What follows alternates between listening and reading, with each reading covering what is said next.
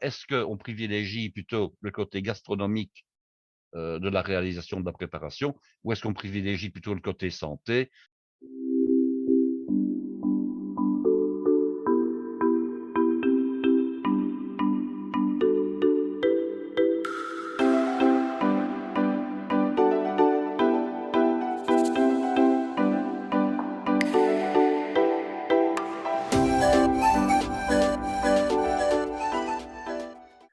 Mes amis de la fête de la gastronomie et tout le monde, bonjour, bonsoir, tout dépend à quel moment vous nous écoutez. Nous voici dans l'épisode 48 et notre ami Guy va nous parler maintenant d'une très belle recette autour des asperges. Et c'est un duo d'asperges en éventail au saumon fumé. Auparavant, Guy va nous parler des différentes variétés d'asperges. Bonsoir Guy. Bonsoir Claude et puis bonsoir à chacun et chacune d'entre nos auditeurs. Alors c'est vrai que nous allons parler des asperges, mais je vais quand même donner quelques petits mots sur les variétés d'asperges. Alors il y a, tout le monde connaît bien sûr l'asperge blanche, on en trouve bien sûr en France, on en trouve en Belgique et puis dans d'autres pays, y compris en Amérique du Sud, d'où elles nous proviennent quand, je dirais, la saison chez nous est passée. Donc elles proviennent à ce moment-là essentiellement du Chili et du Pérou. Mais on en cultive ailleurs. Et est-ce que vous savez quel est le plus grand pays producteur d'asperges au monde, Claude? Non. Eh bien, c'est la Chine, hein. Ah oui, Eh oui, oh hein. oui, Eh j'aurais oui, dû hein. m'en douter. Ah oui, c'est la Chine parce que la Chine produit des asperges essentiellement pour la conserverie, hein. Oui. Donc, quand vous achetez une boîte d'asperges en conserve ou un bocal, regardez bien d'où elle vient. Mais c'est de tout temps, hein. Je veux dire que ce n'est pas seulement de maintenant, depuis 2, 3 ans. Il y a 10 ans, c'était déjà le cas. La Chine, évidemment, a un territoire immense et elle produit des asperges qu'elle destine à l'exportation sous Ah, cette forme-là. Alors, il y a d'accord. d'autres grands pays producteurs d'asperges aussi. Il y a, comment dirais-je, il y a le Mexique, d'après ce que je m'en rappelle. Et il y a également, si mes souvenirs sont bons, que je ne dise pas de bêtises, des pays comme la Thaïlande ou le Vietnam qui doivent en produire. Enfin voilà.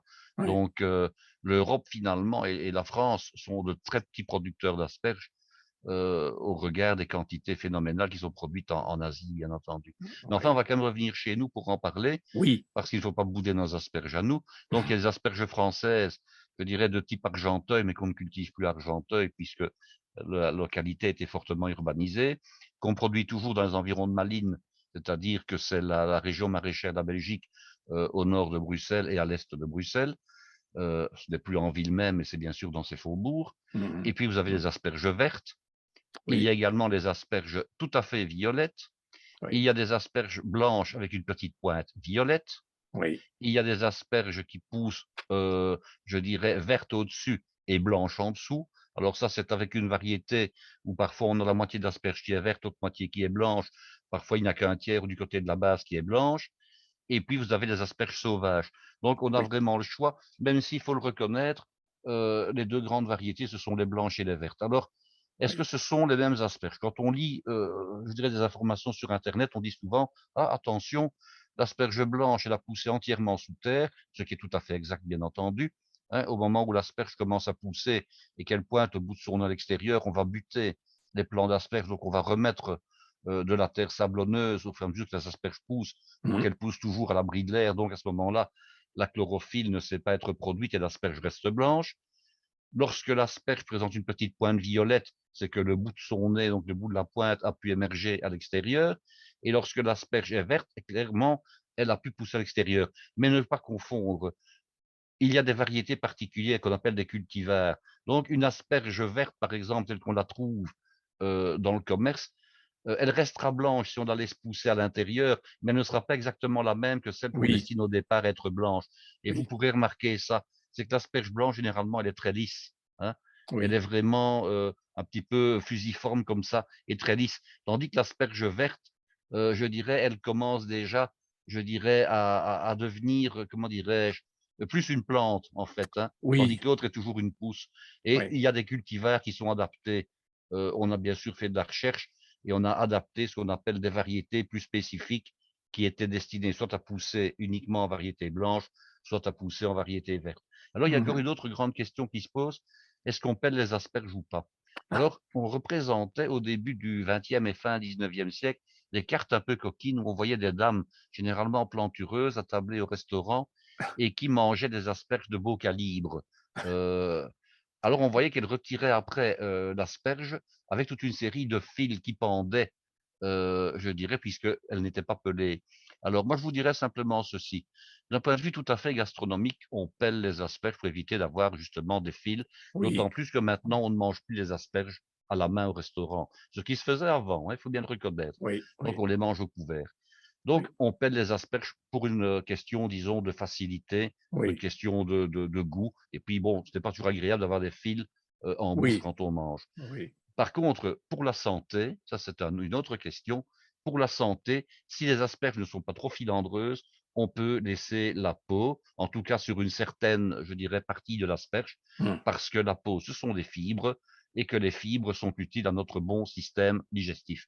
Donc, oui, il faut savoir, est-ce qu'on privilégie plutôt le côté gastronomique de la réalisation de la préparation, ou est-ce qu'on privilégie plutôt le côté santé?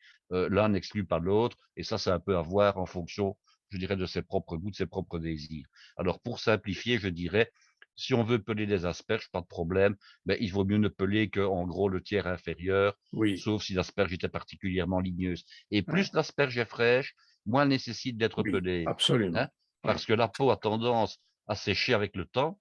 Alors, quand les jours passent, évidemment, ben, l'asperge va sécher et la peau va se durcir. Donc là, vous allez devoir la peler. C'est la raison pour laquelle, quand on envisage de garder des asperges pendant un jour ou 2 dans son réfrigérateur, c'est de les emballer dans un linge humide pour éviter oui, justement que la peau ne dessèche. Le oui, mieux, évidemment, quand on a la chance, comme certains que je connais, d'avoir un jardin avec oui, des griffes d'asperges, ben, c'est de oui, les cueillir et de les manger un quart d'heure plus tard. Ça ne absolument. vaut pas ça vaut toutes les asperges du commerce, Oui, évidemment. Donc, voilà pour ce qui est donc des asperges. Alors ici, cette recette, ce duo d'asperges au saumon, duo pourquoi? On pourrait ne pas l'appeler duo si on ne mettait qu'une seule variété, évidemment, hein. oui, C'est pour la beauté de la chose. Duo, ben, parce que vous allez avoir 2 couleurs d'asperges différentes, qui vont former un éventail, donc qui vont être disposés en nombre impair. Alors vous allez me dire: «Mais, je vais donc vous donner un truc de nouveau ici, comment fait-on? Si je reçois, admettons, 8 personnes et que je me dispose des asperges en nombre impair, il y en aura toujours forcément une des variétés qui va être utilisée en plus grand nombre, hein?» Alors oui, comment je dois faire? Ben non, justement. Sur une des assiettes, vous mettrez le nombre le plus important dans une couleur et sur l'autre assiette, ce sera dans l'autre couleur. Ce oui, sera toujours tout aussi beau, mais vous oui. utiliserez au final, à condition que vous ayez un nombre pair de couverts, vous utiliserez la même quantité d'asperges au total, bien entendu, hein. Mmh, mmh, Alors, mmh. comment est-ce que ça se présente? D'abord, vous dire comment ça se présente et puis vous comprendrez beaucoup plus facilement comment ça se réalise. Vous allez utiliser des asperges que vous allez disposer soit 5 par personne, soit 7 par personne, si ce sont vraiment des asperges fines. Alors, ça dépend aussi, est-ce que vous prenez le plat en entrée, dans le cadre d'un menu composé, soit est-ce que vous le prenez, par exemple, en plat du soir, auquel cas il n'y aurait que ce plat-là. Donc vous Mmh, adaptez évidemment la quantité, hein. mmh. Donc, par personne, vous aurez besoin, dans les 2 couleurs, soit d'un total de 5, soit d'un total de 7 asperges. Alors vous aurez besoin de la totalité de la branche d'asperges. Pourquoi? Parce que les pointes sur une dizaine ou une douzaine de centimètres vont être utilisées entières et que le reste va être utilisé d'une autre manière que je vais vous expliquer. Oui, Alors vous aurez besoin également d'à peu près, par personne toujours, 75 grammes de saumon fumé, c'est-à-dire l'équivalent d'une tranche et demie à peu près. oui, Vous aurez oui, besoin également d'un œuf dur. J'expliquerai tout ça après dans le détail, oui, hein. oui, oui, D'une bonne cuillerée de mayonnaise, faite maison idéalement. J'expliquerai également comment on fait la mayonnaise et quel type de mayonnaise il faut, privilégier. Et puis après un tout petit peu d'huile d'olive, du sel, du poivre bien entendu. Ça, c'est pour la base de la réalisation et puis au moment de la finition, je vous expliquerai avec quoi vous allez pouvoir décorer. Alors, mmh, première opération, préparer les asperges. Donc vous prenez vos asperges, le nombre qu'il vous faut en fonction, je dirais, du nombre de convives, bien entendu, donc de 5 à 7 pièces par personne. Si ce sont des grosses asperges, vous pourrez les fendre en 2 dans le sens de la longueur, hein, de manière à ce qu'il n'y ait pas trop de quantité. mmh. Vous les épluchez comme je viens d'expliquer, puis vous les cuisez.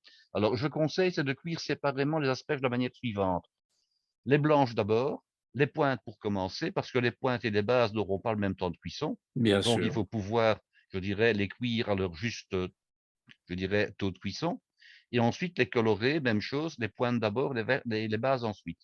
Alors préparez toujours avec vous, à proximité de votre zone de cuisson, un bol ou un récipient de l'eau bien froide, quitte à y mettre quelques glaçons. Pourquoi? Parce qu'il faut regarder les asperges très légèrement al dente. Mmh. L'asperge ne doit pas être trop cuite, ne doit pas être surcuite. Une Oui, asperge qui ne tient plus à l'horizontale quand on la maintient dans les doigts, c'est qu'elle est trop cuite. Donc bien sûr. il faut la cuire et on teste régulièrement. Alors on disait anciennement, qu'une botte d'asperges devait cuire pendant 20 minutes. Bon, moi je vous dis que maintenant, avec les variétés actuelles, 5-6 minutes, c'est à peu près, je dirais, le temps nécessaire à la Oui, cuisson, oui. suffisante. Vous les testez donc après 4 ou 5 minutes avec une écumoire ou une araignée, vous soulevez vos asperges, vous vérifiez, vous testez avec une pointe de couteau et vous verrez tout de suite si c'est suffisamment Oui, cuit ou pas. oui, oui, Et dès oui. que c'est suffisamment cuit, vous les prélevez et vous les Mmh. déposez dans l'eau bien froide. Alors l'eau bien froide, elle va avoir je dirais, le but suivant, c'est d'abord de stopper la cuisson et ensuite de renforcer la couleur. Pour les blanches, ça ne change pas grand-chose. Pour les vertes, par contre, c'est indéniable. Si vous surcuisez les asperges ou bien que vous ne les rafraîchissez pas, elles vont devenir d'un vert grisâtre. Tandis que si vous les rafraîchissez, elles vont garder leur belle couleur verte, je dirais, utile à la présentation. D'accord. Guy, Alors oui, est-ce que je peux te poser une bien question? entendu. Peut-être vas-tu en parler après. Est-ce que tu cuis toujours tes asperges dans l'eau ou si tu as d'autres méthodes de cuisson? Alors il y a d'autres méthodes de cuisson, bien entendu, hein. Par D'accord. exemple, moi j'adore, quelle que soit la préparation, mais si ce n'est pas du poisson dans ce cas-là, c'est mettre du fond de volaille pour la cuisson des asperges, par exemple. Oui. Ça, c'est Mais une chose. est- Et alors il y a les cuissons à la poêle, hein, et il y a les cuissons au four aussi, hein. oui, Donc les cuissons à la poêle, c'est essentiellement pour les asperges vertes ou pour les pointes de blanches. Alors là, à ce moment-là, on fait revenir carrément les asperges dans de la matière grasse et quand oui, c'est au four, par exemple, on les badigeonne de matière grasse, on les assaisonne et puis on peut faire un simili-gratin d'asperges, par exemple, en ajoutant, du parmesan râpé sur les asperges. On glisse au four et on les cuit de nouveau, 150-160 degrés pendant, une dizaine de minutes. Même chose, on teste évidemment et alors elles se dégustent chaudes avec cette croûte, je dirais un petit peu, fromagée au-dessus, par exemple. Ça, c'est Eh, une manière d'ac de faire. d'accord. Est-ce que tu as essayé une cuisson à la vapeur? Ah, les cuissons à vapeur, bien sûr, ça existe aussi. Alors, je n'ai pas essayé chez moi parce que je n'ai pas de four à vapeur, donc voilà, je ne le fais pas. Heu, Personnellement, je préfère les cuissons à l'eau. Je vais te dire pourquoi. Parce que je récupère l'eau pour faire quelque chose après avec. Ah En oui, d'accord. réalité, ce que je fais, je les cuis le plus souvent possible avec du fond de volaille, parce qu'après j'utilise le jus de cuisson, comme potage, voilà, tout simplement. D'accord. Est-ce que alors on va revenir derrière bien entendu sur la suite de la recette, hein. Est-ce que tu as vu la manière de cuire des asperges de Alain Passard? Non, ça ne me dit rien. C'est un grand chef parisien, 3 étoiles, au restaurant L'Arpège et qui ne fait quasiment que des légumes et lui, Mmh. il les cuit à la verticale. Oui, mais ça, c'est le mode de cuisson traditionnel, hein. Moi, j'ai une D'accord. casserole à asperges. Alors bon, la cuisson verticale permettait ceci, à l'eau évidemment, hein. J'ai d'ailleurs Heu, 2 casseroles comme ça. En fait, elle permet de ne pas immerger les asperges entièrement. voilà. Donc on a la pointe qui reste, disons, dans la partie, vapeur et qui cuit, je dirais, plus judicieusement. Parce qu'évidemment, quand on met la botte entière d'asperges dans la casserole, le temps de cuisson va être le même pour la pointe et pour la base. Et Si on oui, veut que la base soit cuite, et que la pointe ne le soit pas trop, il ne faut pas immerger la pointe et la base aussi ab longtemps. Donc qu'est-ce qu'on absolument. a fait? On a inventé la casserole dans laquelle on peut même cuire les spaghettis d'ailleurs, hein. Et à Oui, ce moment-là, on a la pointe qui, disons, est hors de l'eau sur 3, 4, 5 centimètres maximum ouais. et vous avez la base qui est bien sûr dans l'eau bouillante. Maintenant, on dit l'eau bouillante, en réalité, on fait bouillir l'eau salée au départ de la cuisson et puis après on laisse simplement frémir, hein. Il n'est pas nécessaire Ah oui, oui, oui. de faire bouillir à grosse lessive, Oui, mais oui, les oui. asperges, hein. Alors et en fait, il les démarre au beurre. Il met un bon paquet de beurre, Ah, heu il ne les cuit pas à l'eau lui et peut-être? ben, un tout petit peu, mais il les démarre surtout au beurre C'est ça. et j'avoue que j'essaie cette cuisson. Je fais cette cuisson maintenant. Alors pas tout à fait complètement parce il faudrait avoir beaucoup de temps. En fait, lui, donc il les démarre au beurre, il met un bon paquet de beurre et heu, régulièrement, il arrose, le beurre fondu, tu vois? Il faut que le beurre c'est ça, reste noisette, donc la chaleur avec le beurre monte dans les fûts et ça cuit tout doucettement et après et en même temps le beurre, il le prend avec la cuillère et il le répand sur la tête des asperges. c'est ça. Tu vois? Il fait cette cuisson qui est plus longue évidemment, et qui respecte, je pense, plus le produit. Pour ce qui me concerne évidemment, je ne fais pas tout à fait comme ça. Cela dit, je démarre au beurre. Je mets un petit peu d'eau et après je couvre, très légèrement et là on a vraiment, moi je préfère cette cuisson-là que qu'à l'eau. Je trouve que c'est un petit peu dommage de cuire les asperges dans En fait, l'eau quand on cuit des asperges à l'eau, on lessive le goût des asperges, il y a rien à et faire. je n'osais pas le dire, Si, si, mais si, parce qu'il y a une c'est réaction tout simplement osmotique qui fait que, le goût des asperges va dans l'eau, il y a rien à faire, hein, donc oui, on n'a oui, pas le choix, je vais dire, Alors moi, d'accord, c'est la raison pour laquelle je mets du fond de volaille, parce qu'à ce moment-là, on a plutôt tendance à équilibrer la pression des sels minéraux et ouais, alors on a beaucoup moins de déperdition. C'est-à-dire que, en plus, le goût de la volaille, le goût du fond de volaille, hein, en cube, hein, tout simplement, ouais, heu, alimente déjà le l'asperge elle-même oui, et ça lui donne un goût particulier que oui, j'apprécie donc voilà. d'accord, Mais ça, d'accord. c'est une question de goût, hein. Oui, oui, tout à fait, tout à fait. Alors merci pour cet aparté Guy sur les cuissons. Peut-être tu Et on peux peut rev même faire des asperges frites, hein, parce que ça existe. Si oui, ce n'est oui, que l'asperge frite, je dirais la difficulté. Enfin, il y a plusieurs manières de faire. Ça nous vient au départ d'Orient, c'est de faire des asperges en tempura comme ça. oui, Donc il faut faire une petite pâte à frire, de style japonais et puis alors on passe les asperges dedans. La seule chose, c'est que si vous avez des asperges qui sont trop grosses, elles ne sont pas forcément cuites à la fin. oui, oui, Parce que ouais, la cuisson en friture est très rapide, mais que malgré tout, il faut quand même un certain temps. Donc, d'accord, ou bien il faut précuire les asperges avant pour qu'elles ouais, soient déjà un peu percées, ou bien alors il faut prendre des asperges très fines de manière à ce qu'elles puissent être cuites en déant le temps de leur séjour dans la friture. d'accord. Peut-on Guy revenir à ta recette? Donc la recette, beh, les asperges étaient cuites, hein, donc elles Oui, étaient cuites, elles étaient rafraîchies et alors une fois qu'elles sont rafraîchies, on ne les laisse pas dans l'eau. On les pose directement sur une grille de style, grille de pâtisserie oui, pour que toute l'eau puisse s'égoutter et que les asperges ne soient pas humides. Pourquoi? Parce que au moment du dressage, si vos asperges sont humides, vous allez avoir des traînées d'eau sur l'assiette. D'abord, ce n'est pas beau et ensuite ce n'est pas bon. Donc ouais, on égoutte convenablement ces asperges tout en les gardant séparées. Donc les blanches, les vertes et puis après, les basses qu'on avait bien entendu cuites mmh, également. mmh, Alors, en ce qui concerne maintenant, les œufs durs, alors je rappelle très brièvement comment se cuisent les œufs durs. On prend des œufs toujours à température ambiante. Un oui, œuf à 9 chances sur 10 d'éclater si on prend un œuf au réfrigérateur et qu'on le met dans l'eau bouillante. oui, Ça c'est clair et net. Donc les œufs d'ailleurs n'ont aucune raison d'être conservés au réfrigérateur. La preuve, c'est que oui, dans les magasins, on les conserve à température bah, ambiante. oui, oui, Surtout que la conservation au réfrigérateur est néfaste. J'explique pourquoi. Sur l'œuf, vous avez 2 choses. Vous avez à la fois une couche de protection que la poule met naturellement et spontanément autour de l'œuf lorsqu'elle le pond, mais vous avez également une couche de bactéries, donc des salmonelles, mmh, hein.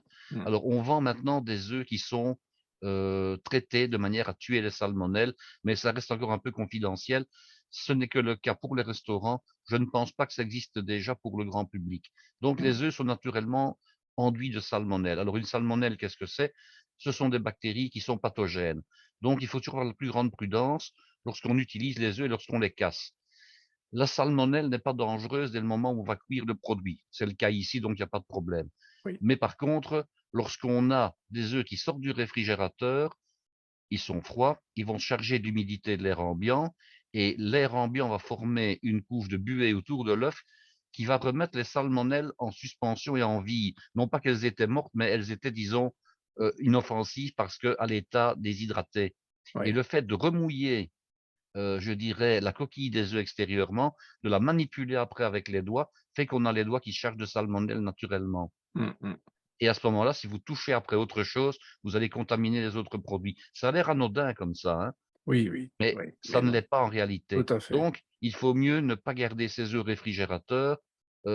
C'est beaucoup plus sain de les garder à l'extérieur, d'autant plus qu'ici, comme je vous l'ai expliqué, vous éviterez donc d'avoir, la failure ou la rupture de l'œuf. oui, Alors, si vous le pouvez, procurez-vous une petite punaise de tableau, pas tableau blanc, mais tableau en oui, liège, oui. hein, une punaise avec une petite, zone de préhension, comme on fait actuellement, et vous faites un tout, tout, tout, tout petit trou du côté renflé de l'œuf. Le Mmh. côté donc le plus large de l'œuf, c'est le côté où il y a la poche à air de l'œuf, Oui, et c'est l'air en gonflant sous l'effet de la chaleur qui fait éclater l'œuf, ouais, surtout quand la chambre à air est un peu importante, ouais, et la chambre à air est plus importante quand l'œuf vieillit.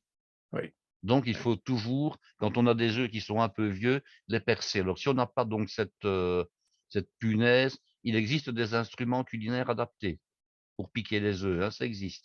Mmh mh. C'est un petit appareil qui permet de ne faire qu'un tout petit minuscule trou, je dirais, à cet endroit-là, ce qui permet à ce moment-là que quand vous mettez l'œuf dans l'eau bouillante, ça permet à l'air de s'échapper et Oui, l'œuf oui. n'éclate pas. Alors, il Mmh y mh. a une autre technique qui consiste à mettre les œufs départ eau froide pour les cuire durs. Mmh. À ce moment-là, la chaleur va monter progressivement et l'œuf a beaucoup moins de chances d'éclater également. Mmh mh, mmh. La seule Oui, différence, c'est qu'on doit enlever 2 minutes au temps de cuisson de l'œuf, tout oui, simplement. ouais. C'est-à-dire que D'accord. non, quand je dis enlever 2 minutes, je m'explique. Heu, Imaginons un œuf dur que vous allez cuire pendant 10 minutes lorsque vous le mettez dans l'eau bouillante. Si vous faites le départ à froid, à partir du moment où l'eau sera à ébullition, vous ne compterez plus que 8 minutes, hein. Oui, Je oui, n'ai pas dit qu'il fallait enlever 2 minutes au total. C'est ouais. simplement à partir du moment où l'œuf sera à température d'ébullition. Alors Mmh, on ne laisse jamais bouillir les œufs non plus. On mmh. laisse frémir. Pourquoi? Oui, oui, Parce que si on fait bouillir les œufs, ils s'entrechoquent et là, de nouveau, ils ont des chances de se casser, oui, hein. Et ouais. alors on n'oublie pas de mettre quoi? Du sel ou du vinaigre dans Du l'eau? vinaigre Du blanc? vinaigre blanc, bien sûr, puisque le vinaigre est un coagulant et que le sel est un dissolvant des protéines. Donc on met du Ouais, vinaigre blanc ouais, dans l'eau, ouais. ce qui va avoir pour effet, c'est que si un œuf vient à se fêler, l'action du vinaigre va coaguler très rapidement le blanc de l'œuf, donc va empêcher qu'il ne se répande trop dans Ouais, l'eau de ouais, cuisson. ouais. Alors, une fois que vos œufs sont cuits, on évite la surcuisson. Pourquoi? Parce que la surcuisson, elle a un effet nocif sur les œufs, Mmh. c'est qu'elle va créer cette petite zone verte entre le jaune et le blanc, et qu'à ce moment-là, vous allez avoir des œufs qui vont sentir mauvais, qui vont sentir le mercaptan. Mmh mh. Hein? Mmh. Pourquoi? Parce qu'il y a il y a du soufre dans le jaune d'œuf, et que lorsque le soufre qui est dans le jaune d'œuf, je dirais, a subi une cuisson trop longue, ça devient vert et ça a un mauvais goût d'œuf pourri finalement. Oui. Donc on évite une surcuisson des œufs. Même chose, une fois que les œufs ont cuit le temps nécessaire, vous les prélevez à l'écumoire, vous utilisez la même eau que celle qui vous a servi à refroidir les asperges, et vous mettez vos œufs dans l'eau froide pour les refroidir le plus rapidement possible. Mmh mh. Mmh mh. Alors, la mayonnaise maintenant, Oui, 2 possibilités. Soit on achète une bonne mayonnaise du commerce, parce que ça existe malgré tout, ouais. soit on la réalise soi-même. Je rappelle les proportions d'une mayonnaise et surtout l'huile est importante. Ah Alors, ah. on peut prendre en principe n'importe quelle huile, mais il faut que vous sachiez, c'est qu'anciennement, on gardait les mayonnaises à l'extérieur lorsqu'elles étaient réalisées. Donc on faisait une mayonnaise qui contient, je rappelle, des jaunes d'œufs, un peu de vinaigre ou du jus de citron ou du verjus, qui contient donc de l'huile, j'en parlerai après, du sel et du poivre. Or, les jaunes d'œufs dans une mayonnaise, ben, ils ne sont pas cuits, ils sont crus, hein. Alors à la Oui. fin du service, qu'est-ce qu'on faisait? On laissait la mayonnaise dans le plat dans laquelle ou dans le récipient dans lequel on l'avait entreposée, et on laissait ça à l'air ambiant. Or, maintenant, on a pour instruction, c'est de mettre les mayonnaises au réfrigérateur lorsqu'on ne s'en sert pas, ce qui est Mmh. quand même beaucoup plus sain. Le problème, c'est que les huiles, lorsqu'elles arrivent à une température suffisamment fraîche, elles peuvent figer. C'est le cas de l'huile d'olive. Et lorsque l'huile fige dans une mayonnaise, elle risque de la faire tourner. Ça, c'est un risque. Oui. Donc, on s'est dit, mais qu'est-ce qu'on ferait bien pour ne pas avoir de mayonnaise qui tourne lorsqu'on la récupère et qu'elle va reprendre température ambiante? Eh bien, il faut idéalement utiliser une huile qui ne fige pas. Et alors, on Mmh. s'est rendu compte, par exemple, que l'huile de pépin de raisin, et c'est la raison pour laquelle, outre son goût neutre et ses qualités, je dirais physiologiques, pas mal de chefs préconisent dans leurs recettes, dans leurs livres de cuisine, d'utiliser de l'huile de pépin de raisin pour Ah réaliser la oui. mayonnaise. C'est pour D'accord. cette raison-là, tout simplement. Si D'accord. maintenant, vous comptez utiliser l'entièreté de votre mayonnaise, hein, et que vous ne comptez pas la garder pendant trop longtemps, vous prenez évidemment l'huile qui vous plaît le plus. Oui. traditionnellement, on prend une huile qui est neutre. On prend une huile qui est neutre et on prenait aussi surtout une huile, qu'on pouvait utiliser à froid. Pourquoi? Parce que vous savez qu'il y a des huiles qui s'utilisent à chaud et d'autres à froid. Et Mmh. les huiles qu'on utilise à froid sont des huiles qui, en principe, coûtent moins cher que celles qui ont l'usage à chaud. Oui. Donc, l'huile de soja est une huile qui a été fortement utilisée pour les mayonnaises. Il y a maintenant également au niveau du commerce, que ce soit le commerce du particulier ou le commerce professionnel, des mélanges d'huiles qui sont des combinaisons utiles pour, je dirais leur qualité à la fois organoleptique et surtout leur qualité sanitaire, hein. Donc on fait maintenant des Isio 4 et cetera, vous avez tous vu dans le Oui. commerce. Oui. Ce sont des huiles qui ont un rapport entre les oméga qui est particulièrement bien choisi, Mmh. et qui permet justement de sauvegarder, l'état sanitaire de votre cœur, de vos vaisseaux sanguins et Mmh. cetera. Mmh. Donc vous prenez une huile qui s'utilise à froid, il n'y a pas de problème. Alors les proportions, qu'est-ce que c'est? De nouveau, classiquement, vous allez me dire: «Oui, mais bon, ça revient cher». C'est 1 litre d'huile pour 6 jaunes d'œufs, 1 cuillère à café de moutarde et puis, le vinaigre, c'est toujours un petit peu selon l'usage, peu ou prou selon qu'on veut, une sauce bien relevée et qu'on veut une sauce plus liquide. Le vinaigre, il va, je dirais plutôt avoir tendance à liquéfier la mayonnaise. Dans ce cas-ci dans ce cas-ci, vous ne mettrez pas du vinaigre, vous mettrez du jus de citron. Pourquoi? Parce que c'est une sauce pour un plat qui contient du poisson et que le jus de citron est particulièrement bien approprié. Oui. Un autre vinaigre qui pourrait convenir maintenant, c'est un vinaigre de vin blanc qui pourrait très bien marcher, Mmh. ou bien un vinaigre aux algues également, ça peut très bien Ah marcher oui. Oui. puisque nous avons un plat qui contient donc du poisson. Alors Mmh. le traitement d'une mayonnaise, ce n'est pas compliqué. On met ces jaunes d'œufs à température ambiante dans un bol, on s'arrange pour que le bol ne tourne pas, donc on le pose sur un essuie, hein, c'est généralement ce qu'on fait, Mmh. si on travaille à la main en tout cas. On met un petit peu de sel sur les jaunes d'œufs et la moutarde, on mélange immédiatement parce que le sel a tendance à cuire chimiquement les œufs, donc à ce moment-là, on a des grumeaux dans la mayonnaise qui sont pas beaux. Donc on va tout de suite mélanger les jaunes d'œufs avec le sel et la moutarde, donc immédiatement. On peut ajouter un tout petit filet de vinaigre quand on fait au vinaigre ou bien de jus de citron directement, pas l'entièreté de la quantité. Et puis on va monter progressivement à l'huile. Alors au début, je dirais quasiment goutte à goutte, puis ensuite en filet, et puis beaucoup plus rapidement. Il va de Oui. soi que si on fait sa mayonnaise avec un instrument électrique, on gagne du temps et on va beaucoup plus vite. Et on a dans tous les cas une mayonnaise beaucoup plus ferme.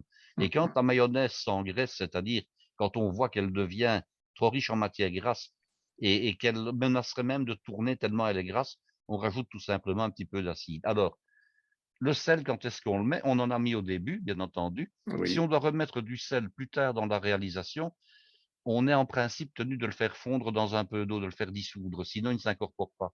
Oui. Parce que le sel n'est pas soluble dans la matière grasse, tout Oui. simplement. Oui. Oui. Et alors Mmh. l'assaisonnement en poivre se fait toujours avec du poivre blanc du commerce et non pas du poivre blanc du moulin. Pourquoi? Eh ben, je ne sais pas. Eh bien parce que le poivre blanc du commerce, il est moulu tellement fin qu'il n'apparaîtra pas dans la sauce, Ah. tandis que le poivre blanc du moulin, il a des morceaux plus gros et lui, il va faire des taches noires dans la sauce ou des taches Ah d'huile. oui, oui, oui, ah oui, Voilà. c'est d'accord, c'est Et une alors bonne l'autre raison. manière de d'assaisonner, ce n'est pas du poivre, c'est de mettre du poivre de Cayenne qui lui non plus, du commerce en tout cas, qui lui non plus ne laisse pas de traces. Voilà. Mmh, mmh, mmh, mmh, mmh. D'accord. Alors, donc on a la mayonnaise qui est faite. Attention, ne pas trop la saler. Pour quelle raison? Eh bien, parce que vous allez mettre du saumon fumé après, donc Oui. le saumon étant fumé, on va être raisonnable au niveau du sel, dans la mayonnaise à la base. Il sera encore temps de saler, de rectifier la préparation lorsque le saumon sera mis. Alors, comme on peut faire ça en mise en place, qu'est-ce que vous allez faire? Vous allez prendre vos asperges, uniquement la base des asperges.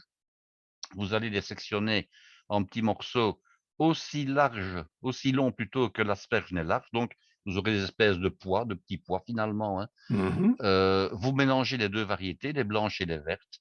Elles ont été bien égouttées, donc pas de problème. Vous les mettez avec votre mayonnaise, vous les mettez avec, une partie du saumon, vous gardez une belle tranche pour la garniture, le reste vous le coupez en petits dés, vous le mettez également dans la mayonnaise, heu et vous mettez éventuellement un petit filet de crème fraîche si vous souhaitez adoucir la préparation. Ça doit rester relativement ferme parce que vous allez devoir le dresser sur l'assiette, mais pas de problème. Si vous préférez une sauce un petit peu plus épaisse avec les ingrédients que je viens de citer, vous ne rajoutez pas de crème et vous n'étendez pas la sauce. Donc je rappelle, la mayonnaise, des asperges, le saumon fumé et alors l'œuf dur, vous allez le concasser. Alors Comment vous faites pour le concasser? Soit vous le coupez en 2, vous le mettez à plat sur la planche, vous le refendez en 2 dans l'épaisseur et puis ensuite, en 3 transversalement dans les 2 sens, de manière à avoir, je dirais, des tout petits morceaux d'œuf dur. Soit vous l'écrasez à la fourchette, soit Mmh. vous le coupez au coupe-œuf, à condition de le faire tourner de sens au moins 2 fois. Donc une première fois, vous allez avoir des tranches, une deuxième fois dans l'autre sens des frites et puis vous le retournez encore une fois et vous allez avoir, je dirais, des petits cubes. Ça dépend de votre coupe-œuf. Oui, Donc vous oui, incorporez les œufs également. Vous mélangez ça convenablement. Est-ce qu'on peut mettre une herbe? Ben oui, on peut mettre de l'aneth, on peut mettre du persil, on peut mettre de la ciboulette. On n'est pas obligé, mais on peut en mettre. On peut mettre un peu de oui. cerfeuil, donc on peut mettre une herbe, hein, il n'y a pas de Mmh. problème. Mmh. Alors le dressage maintenant, le dressage n'est pas compliqué du tout. Vous aurez pris la peine de mettre vos asperges, les pointes en tout cas, éventuellement, ce n'est pas une obligation, mais vous pouvez le faire, dans une assiette creuse avec un tout petit filet d'huile, un tout petit peu de sel et vous les faites macérer 5 minutes. Ça va vraiment donner un plus au niveau du goût des asperges d'une part et ça va leur donner de la brillance. La seule chose que vous devrez faire, c'est de les égoutter quelques minutes avant de les dresser. Pourquoi? Parce que sinon ça va dégouliner sur votre assiette. Oui, Mais ce n'est pas une obligation de le faire, hein, ce que je viens d'expliquer. Ça va simplement donner un plus. Vous dressez vos asperges en éventail. Donc, je te rappelle, 5 ou 7 asperges mises en éventail sur le dessus de l'assiette, la base de l'asperge qui arrive au centre de l'assiette et les pointes qui vont donc bien sûr vers l'extérieur. oui, oui, oui. Alors ensuite, au bas des pointes, mais pas à la hauteur des pointes, donc un petit peu plus bas, vous mettez votre cuillerée ou votre quenelle de préparation de mayonnaise aux œufs durs et aux asperges et au saumon. Et Oui, puis vous oui. utilisez la tranche de saumon par personne qui vous reste pour recouvrir tout ça et la tranche doit venir recouvrir la base des asperges Ah oui, et recouvrir évidemment la préparation, que vous avez mise en dessous. Alors d'accord. maintenant, quelles sont les possibilités de finition de cette assiette au niveau de la garniture? Alors, celui ou celle qui sait tailler des roses en peau de tomate, Ah, hein, il peut faire une petite rose par personne. mmh, Il va venir mettre à la base de l'assiette avec, par exemple, une petite garniture verte. On peut mettre une feuille de persil plat passée au pinceau à l'huile. On peut mettre une petite branche ou 2 petites branches, d'aneth. On peut mettre éventuellement 2 ou 3 petites branches de ciboulette. On peut mettre éventuellement quelques brins de cerfeuil. On ouais, peut mettre aussi, je suis en train de chercher, du shiso, donc ce sont ces petites herbes japonaises. On peut mettre également, des pétales de tomates. Alors comment on fait des pétales de tomates? C'est pas compliqué, hein. On prend des tomates de petits gabarits, on les ébouillante pour enlever la peau et ensuite on les coupe en 4 ou en 6 et ensuite on enlève le cœur. Donc on va avoir ce moment-là des pétales qui sont taillés dans la chair extérieure de la tomate. Voilà. Même d'accord, chose, un petit pinceau éventail, un peu d'huile, l'huile qui a par exemple servi à faire macérer les asperges. Vous donnez un petit coup de huile avec votre pinceau sur les pétales de tomate pour les faire briller. Voilà. d'accord, Donc il y a d'accord. moyen de mettre comme ça également des germes de jeunes pousses. On pourrait Oui, mettre des germes de chou rouge, des germes de radis, des germes de luzerne, des germes d'asperges. Donc il y a plein des germes de poireaux qui sont blancs et noirs. Il y a moyen de mettre toute une série de petites choses comme ça, voire même éventuellement toutes ces herbes qu'on entre dans le mesclun, hein, de la feuille de moutarde, de la feuille de pissenlit, un petit morceau de, je dirais, de barbe de capucin. Donc il y a plein de, oui, je un dirais, peu de de manières roquette si on a de roquettes. Il y a plein de oui, manières de dresser comme ça ouais, cette préparation. ouais, Le tout, c'est de laisser parler un peu son imagination. ouais. On pourrait mettre 2 feuilles de basilic aussi. Enfin, il y a vraiment, vraiment plein d'idées. D'accord, Alors, on d'accord. pourrait mettre également, pourquoi pas, un petit quartier de citron si on veut laisser à chacun le soin de rectifier l'assaisonnement. Il y a pas de problème. Alors, qu'est-ce qu'on peut servir avec ça? Par exemple, un toast de pain grillé aussi, Oui. hein. Mais alors dis-moi Guy, tu dresses cette assiette, tu la portes, sur table, mais est-ce qu'il y a un travail avant? Alors, oui, effectivement, quand on a créé la recette avec un collègue de l'école, c'était pour donner du travail, je dirais de finition en salle à des élèves en examen en réalité. Oui, d'accord. Donc à ce moment-là, qu'est-ce qui se passe? Eh bien, l'élève amenait, je dirais, les produits de base, donc les pointes d'asperges qui étaient cuites, les asperges, qui étaient déjà taillées en petits dés, hein, donc la base des asperges. Mmh. Par contre, il avait, l'œuf dur qui était dans de l'eau, mais qui était déjà écalé. Il Oui, avait une saucière de mayonnaise. Il avait le saumon qui était déjà taillé en mise en place, qui était également dans un petit bol. Et Oui. alors, il devait, je dirais devant le client, dans une assiette creuse froide dans ce cas-ci, d'abord écraser l'œuf dur à la fourchette pour avoir des morceaux d'œuf dur. Il ajoutait ensuite le saumon, les asperges. Il liait le tout avec de la mayonnaise. Il rectifiait éventuellement la consistance avec un petit filet de crème de nouveau devant le client. Hein. Il terminait l'assaisonnement en rajoutant au besoin du sel et du poivre du moulin, les fines herbes si on souhaitait en mettre, et puis il dressait les quenelles de cette mayonnaise, d'asperges, saumon et œufs durs à l'endroit que je viens de vous dire. Il essayait de disposer, je dirais au mieux lui-même, les pointes d'asperges donc en éventail sur le dessus de l'assiette, et puis il prenait donc dans un autre plat, bien sûr avec des couverts, l'escalope de saumon et il venait la disposer sur la préparation à la mayonnaise, voilà. Mmh. Ah, oui, c'était quand même Ah, un ça demandait travail quand même un je travail dirais d'une grosse important. dizaine de minutes malgré tout, Oui, oui, oui, pour oui, 4 ça oui. personnes évidemment, hein. Oui, oui, oui. Mais Mais on n'arrive pas à faire la même finition, je dirais avec la même méticulosité au niveau du dressage, en salle qu'en cuisine. Parce qu'en oui, salle, on est obligé de manipuler tout avec des couverts. En oui, cuisine, on manipule à la main, éventuellement une main gantée, d'accord, mais on oui. manipule à la main et la main est évidemment beaucoup plus, je dirais plus sensible pour placer les choses que la cuillère et la fourchette. Oui, puis il y a sans doute moins de pression pour préparer en cuisine plutôt qu'en salle devant le client, Ah, il faut faire attention à ce qu'on fait quand on est en salle. Il ne faut pas aller mettre le bout de tes manches de son smoking dans la saucière de mayonnaise, oui, oui, évidemment. oui, oui, oui, oui, d'accord. Eh ben, voilà une très belle recette. Éternelle question, que boit-on avec cette entrée? Alors, c'est une assiette qui comporte à la fois, des asperges et du poisson. Forcément, ça va être un vin blanc, hein. Oui, oui. Vin blanc sec, moi je conseille un vin de Loire dans ce cas-ci ou un Oui, vin d'Alsace. Pourquoi? Parce que en Loire, dans le Val de Loire, on trouve d'une part du saumon traditionnellement, hein. Le oui, saumon de Loire, bon, bah, ça existait même si c'est devenu rare. On trouve également des asperges, donc voilà. Et en mmh, Alsace, il y avait le Rhin, on avait à la fois les saumons et on a aussi les asperges en Alsace. eh oui, Donc ne jamais oublier, c'est que les meilleurs, à de rares exceptions près, hein, les meilleurs accords vin et mets doivent toujours se faire avec un vin qui est issu de régions où on produisait le mets. oui.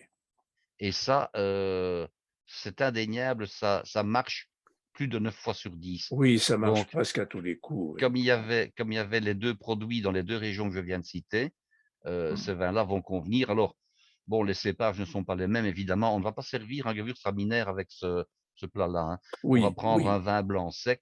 oui. Donc en Alsace, on prendra bien entendu, soit un Riesling, c'est évidemment, l'idéal, Mmh. éventuellement un Pinot Gris, les 2 dans une variété, Mmh mh. sans sucre ou avec peu de sucre résiduel, le moins possible. Mmh. Et alors bon, ben, les cépages blancs de Loire, bon, vous avez toute allez, vous avez je ne vais pas prendre du gros plan du pays nantais qui est peut-être Un peu rustique, oui. un petit peu trop sec, mais Oui. un beau Sancerre blanc, par exemple, va très Mmh. bien marcher pour donner un Mmh. exemple. Ouais. Très bien, beau programme, formidable. Alors maintenant, on peut parler des variantes, évidemment. Oui, Alors, on a pris du saumon fumé, mais rien ne vous empêche de prendre d'autres poissons fumés. Par oui, exemple, il y a du flétan, donc de l'elbeuf fumé, oui, qui est blanc. Vous avez du filet de truite également, ouais. hein, qui est fumé. De l'anguille aussi Ça, peut-être? oui, à la seule condition, c'est que, dans le cas d'autres poissons fumés, vous n'aurez pas toujours une escalope qui vous permet de faire le Ah oui, recouvrement, mais c'est pas grave, on oui, dresse différemment tout simplement. oui, Vous gardez votre idée de mettre, je dirais, du poisson fumé, des œufs durs, des asperges, de la mayonnaise et puis au niveau du dressage, si vous avez de l'anguille, par exemple, qui se présente sous forme de filet, plus étroit, vous ne recouvrez pas la préparation, vous la mettez simplement en forme de V à côté, oui, latéralement. Donc oui, ça, ce n'est pas oui, un problème. oui. Alors on peut aussi réaliser cette préparation c'est avec du crabe évidemment, hein. À Ah ce oui, moment-là, vous gardez éventuellement le saumon pour faire le recouvrement, mais vous mettez du crabe en dessous. Ce n'est pas un problème. Vous d'accord. pouvez également faire la préparation avec des crevettes grises. Oui, Ça ne sera pas un problème non plus, oui, hein. Vous oui. mettez des crevettes grises en dessous. Vous Mmh. pouvez éventuellement associer, par exemple, asperges et avocats. Ça ne sera pas Oui, un problème non plus. oui, Vous oui. mettez l'avocat en garniture, en dessous, tout en gardant les asperges au-dessus. Ouais, ouais. Donc il y a moyen de faire évoluer cette recette et de ne pas rester cantonné Oui. dans strictement ce que je viens d'expliquer. Mmh, mmh. Très bien. Eh bien, écoute, Guy, merci beaucoup pour cette, magnifique, recette aux multiples possibilités. Très bien. La prochaine fois, on parle de quoi? Ah, on peut parler de plein de choses. On peut encore continuer sur les asperges si on voulait, parce qu'il y a une recette que je ne vous ai pas encore donnée, Ah. même plusieurs recettes évidemment, hein. Même, oh là là, des dizaines de recettes. Heu, on peut parler des asperges chaudes à ce moment-là. Alors il y a une sauce qui n'est plus beaucoup réalisée, mais qui était un grand classique, qui était les asperges sauce maltaise. Ah! Alors les asperges sauce maltaise, c'est réalisé avec une sauce mousseline, mais qui est faite avec du jus d'orange sanguine, Bah oui, les maltaises, les c'est maltaises. orange. Oui, Et oui, tout alors à nous fait. avons également les asperges à la flamande qui sont très, très courantes dans le nord de la France et en Belgique, qui est une de mes recettes préférées, il faut dire, hein. Mmh. Ce sont des asperges chaudes. Voilà par exemple, 2 recettes qui pourraient être, ou en tout cas une des 2 qui pourrait être donnée, prochainement. Alors j'ai envie de vous préparer, une conférence un peu plus longue cette fois-là, qui sera peut-être un petit peu moins culinaire dans le sens où je ne donnerai peut-être une seule recette, mais je pourrais en Oui, donner davantage et qui va concerner, je dirais les liens qu'il y avait entre la cuisine française et les noms à consonance, russes. Parce d'accord. qu'évidemment, nous avons, un petit problème, voire même un gros problème avec la Russie actuellement, mais ce Oui, serait oublier qu'à une époque, la Russie et la France ont entretenu des liens extrêmement proches et oui, bienvenus. Voilà, tout oui, oui, simplement. oui, oui, oui. Et comment on le disait, tout à l'heure, il était de bon ton à la cour, du tsar de parler français. Tout à fait. Ouais. Et Eh n'oublions ben, pas que les tsars étaient parmi les plus friands clients de la Champagne et ouais. que la fin du régime tsariste avec, bon, certains bons côtés et d'autres moins bons évidemment, Mmh, mmh, a mmh. quand même été un gros problème pour des maisons comme Veuve Clicquot par exemple, qui tout d'un Ouais, coup, ont perdu une partie de leurs clients, Veuve Clicquot et d'autres, hein, ouais, ouais. qui ont perdu une partie de leur clientèle, avec le communisme évidemment. Oui, oui, oui et puis en plus maintenant le champagne, ne peut Et plus maintenant il y a le s'appeler problème de l'appellation du champagne en Russie absolument, donc ouais, voilà. oui, oui, oui, oui, bon, ça enfin Vaste bon, sujet, vaste sujet. vaste sujet. Mais écoute, oui, oui, c'est un très beau programme, Et la puis nous allons cuisine. arriver aux préparations d'été évidemment, hein, puisque Oui, oui, oui, l'été est sur le seuil de la porte. oui, Donc on pourrait parler de plein de choses au niveau des desserts, au niveau des herbes, des assaisonnements, donc il y a vraiment beaucoup de choses à dire. oui, oui, en Et effet, puis bon, ben, je crois que nos auditeurs pourraient aussi se manifester en disant: «Tiens, voilà, est-ce qu'on n'aimerait oui, pas entendre parler de tel sujet ou tel autre?» Si c'est dans mes cordes, comme on dit, oui, je peux oui, en parler, bien entendu, oui, hein. heu, il y a un sujet dont tu pourrais parler et qui m'agace un peu à chaque fois parce que lorsqu'on est en période d'été, lorsqu'on est invité chez des gens, je ne sais pas pour vous, chers amis qui nous écoutez, heu, quasiment, à chaque fois, presque à chaque fois, on a droit au taboulé. Oui, oui, oui, oui, oui, oui, oui. Ah! Je dis: «Mais vous pouvez pas faire autre chose que du taboulé?» Alors heu, ça dépend parce que le taboulé permet plein de recettes différentes. Moi, j'ai déjà réalisé du taboulé pour un accompagnement de plats salés, mais un taboulé quasiment sucré, par exemple. ah Un oui? taboulé aux fruits secs avec, je dirais de l'abricot, des pistaches, des noisettes, des noix, des choses pareilles. Donc Ah! il n'y a pas que le taboulé, traditionnel dans lequel on met tout simplement, un peu de tomate et beaucoup de persil, hein. Et beaucoup de persil, oui. Oui, ça Ouais. c'est la recette qu'on trouve partout, Ah mais oui. il y a d'autres taboulés qui sont plus exotiques, et qui sont tout aussi bons, voire même meilleurs. Bon, ça c'est déjà une chose. D'accord. Ah oui, Mais bah, moi, j'aime ce qui me dérange quand l'été revient, ce sont les barbecues traditionnels. oui, ah bah, Ce oui, sont les ça barbecues oui. où il y a, 6-7, morceaux de viande différents. Ça va de la cuisse de poulet ou bien du pilon de poulet, aux merguez, au lard mariné et cetera.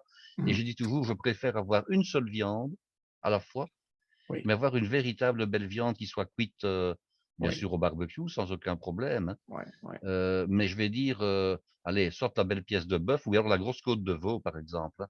Une Oui, côte de veau collective, oui, hein, oui, qui est cuite, rosée à point, au cœur et qui est servie de manière plus traditionnelle avec une belle pomme de terre farcie et oui. avec une sauce, je vais dire, allez, une sauce chaude, traditionnelle, À propos de pommes de terre, Guy, oui, permets-moi de te dire, aujourd'hui, avec, ma famille, j'ai sorti pour la première fois des les les premières pommes de terre nouvelles, oui, les voilà. premières pommes de terre nouvelles. Ah! Ah, elles sont bonnes les pommes de terre Aïe, nouvelles, hein. aïe, aïe, Ça avec dépend de la variété. Moi, je viens d'en manger des grenailles nouvelles, oui, il y a 8 jours déjà, ouais, ouais. mais c'est vrai que les premières pommes de terre nouvelles, elles sont bonnes, hein. Ah, elles sont bonnes, mais elles sortent de mon jardin, hein. Ah évidemment, Ah et ben c'est quelle voilà. variété? Alors il y avait de la rate, Oui. là c'est de la rate que j'ai sorti, ce matin à midi. Moi, la variété que je préfère entre toutes, mais je ne saurais plus m'en procurer maintenant, c'est de la Nicolas de Jardin. Je ne connais pas. Bon, de Nicolas de Jardin, Jardin. non, non, de Jardin, c'est parce qu'elles viennent du jardin et non pas Ah d'une terre de oui! culture, Ah mais de oui! la Nicolas, en fait. Ah oui, elle Nicolas s'appelle sans S à la Nicolas. fin, de la Nicolas. D'accord, Pour moi, c'est la d'accord. pomme de terre qui m'a laissé les meilleurs souvenirs dégustatifs, avec un goût extraordinaire, un bon goût de pomme de terre, mais avec une finesse terrible. Et là, j'en achetais toujours 5 ou 10 kilos par an, mais je ne sais plus m'en procurer, c'est fini, donc Ah je suis un oui. peu malheureux. Mais la rate, c'est pas mal, hein? Oui, eh bien, la Nicolas, elle avait un goût encore différent et pour moi plus fin que la rate.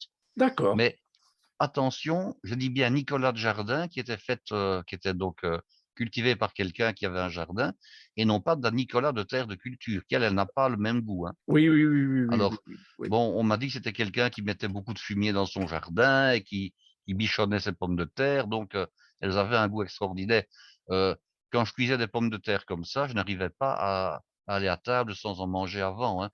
Je les sortais de la casserole, Ah, ah, déjà en cuisinant, je les coupais pour qu'il y ait un plat, je remettais tout de suite un petit peu de sel et un petit tour de moulin à poivre et un trait d'huile du genre huile de noisette, huile de chanvre, ouais, huile de ouais, noix et la ouais. pomme de terre finissait, autre part que dans l'assiette, tellement elles étaient bonnes, avant ça donc c'était un supplice que de les conduire à table Aïe, aïe, aïe, sans les aïe, aïe. goûter. Oui, oui. Et alors j'ai servi, avec toujours une salade de jardin avec de la grenobloise un peu verte rouge, qui est une variété de salade qui est compliquée à cultiver, à venir. Ça met beaucoup de temps, mais alors, c'est vraiment très, très bon, quoi, très, Ce que très bon. j'apprécie beaucoup, ce sont ce qu'on appelle des salades à couper. Ah oui, Alors ce sont des salades qu'on ne laisse pas pousser jusqu'à ce qu'elles deviennent de grosses salades. oui, oui, Ce sont des oui, variétés qu'on a adaptées, expressément. Dès ouais. qu'elles ont, 5-6 centimètres de hauteur, on les coupe et puis elles repoussent, en fait. Mmh mh, Hein, mmh et ça, ce mh, sont des allez, ça forme une espèce de mesclin qui est oui, tendre, mais qui a du goût également, c'est oui. génial. Et alors je peux dire que, ces pommes de terre nouvelles là, ces grenailles là, je les cuis, sur une plaque au four. Je les mets dans bon, je les lave évidemment, je les coupe en en cubes, hein, pas trop petits, pas trop gros, et ensuite, je les sèche et je les mets dans un plat et je fais couler un tout petit peu d'huile de manière à ce que, l'ensemble de ces petits morceaux de pommes de terre soient oints d'huile. C'est ça. Donc très, très peu, vraiment très, très peu d'huile. Ensuite, je mets, sur la plaque de cuisson, du papier cuisson pour pas que ça accroche et je me débrouille pour que l'ensemble des pommes de terre, qu'il n'y ait pas d'étage, C'est hein ça. et Mmh voilà mh. et je mets à 250 degrés au four pendant 20 minutes et c'est vraiment un régal. Et beh, voilà, il faut se faire plaisir, hein. Ah là là là là, avec, de la fleur de sel, de Guérande ou de l'île de Ré ou d'ailleurs, c'est alors voilà, pommes de terre sur, lit de verdure, Et alors moi, ce heu que je me suis fait plaisir aujourd'hui, j'achète des pommes de terre surgelées, je dirais, donc, dans le commerce et là on trouve peut-être, je ne sais pas si on trouve ça en France, ce qu'on appelle des dips. Ce sont des pommes de terre qui sont coupées un peu comme des frites, mais avec une forme particulière qui leur donne la forme d'un V. ah non, Alors, Je connais pas. Il y a ceux avec la peau et sans la peau. Moi, j'ai pris avec la peau ici.